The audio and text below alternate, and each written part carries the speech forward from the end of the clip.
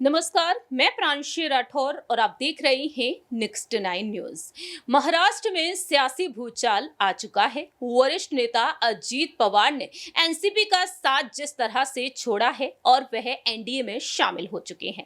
NDA में शामिल हो जाने के बाद उन्हें उप मुख्यमंत्री बनाया जा चुका है और ये पद मिल जाने के बाद अब अजीत पवार अपने चाचा शरद पवार को कई बड़ी बड़ी चुनौतियां दे रहे हैं।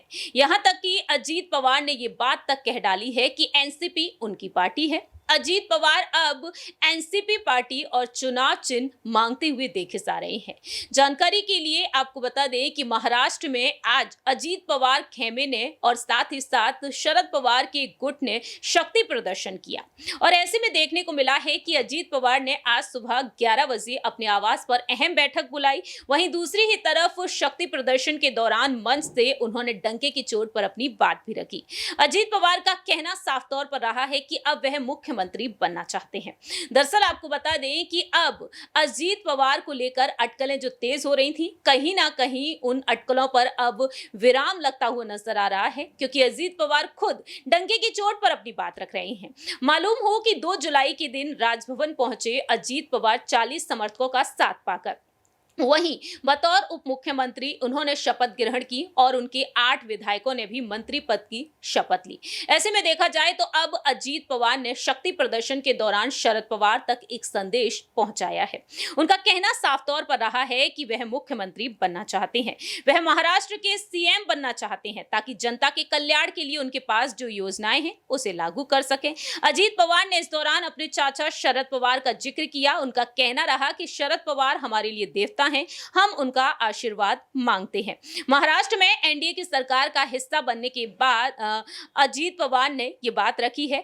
वहीं अजीत पवार ने 2014 में बीजेपी को मिले जीत का श्रेय पीएम नरेंद्र मोदी को दिया। उनका कहना रहा कि बीजेपी 2014 में सत्ता में केवल नरेंद्र मोदी के करिश्मे के कारण आई है।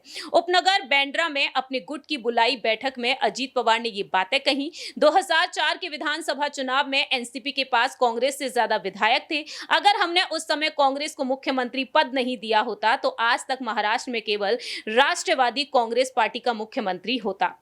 अजीत पवार गुट के नेता छगन भुजबल ने दावा किया है कि उनके पास 40 से अधिक विधायकों का समर्थन है। दूसरी ही तरफ अजीत पवार ने अपने चाचा शरद पवार को देवता बताया और तंज भी कस दिया।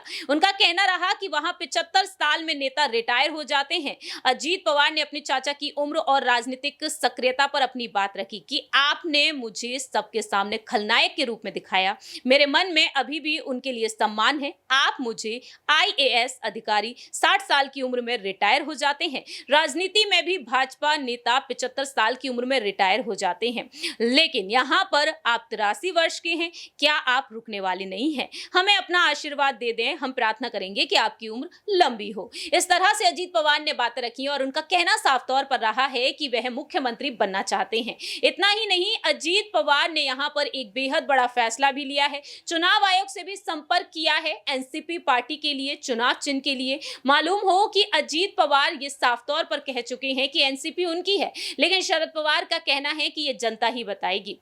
अब देखते हैं कि आने वाले वक्त में सीएम पद की दावेदारी के लिए अजीत पवार को आगे किया जाएगा, क्योंकि उद्धव ठाकरे संग बगावत करने के बाद महाराष्ट्र के मुख्यमंत्री बने एकनाथ शिंदे बीते पिछले साल ही। ऐसे में 2024 में महाराष्ट्र में विधानसभा चुनाव होने जा रहे हैं और इन विधानसभा चुनाव के लिए आखिरकार एनडीए की तरफ से सीएम पद के लिए किसे आगे किया जाएगा, अजीत पवार, एकनाथ शिंदे या फिर देवेंद्र फडणवीस को? यह देखना काफी ज्यादा दिलचस्प हो चुका है। ये लड़ाई काफी ज्यादा रोमांचक होती हुई नजर आ रही है। इस खास रिपोर्ट में इतना ही। बाकी की तमाम अपडेट्स के लिए देखते रहिए नेक्स्ट 9 न्यूज।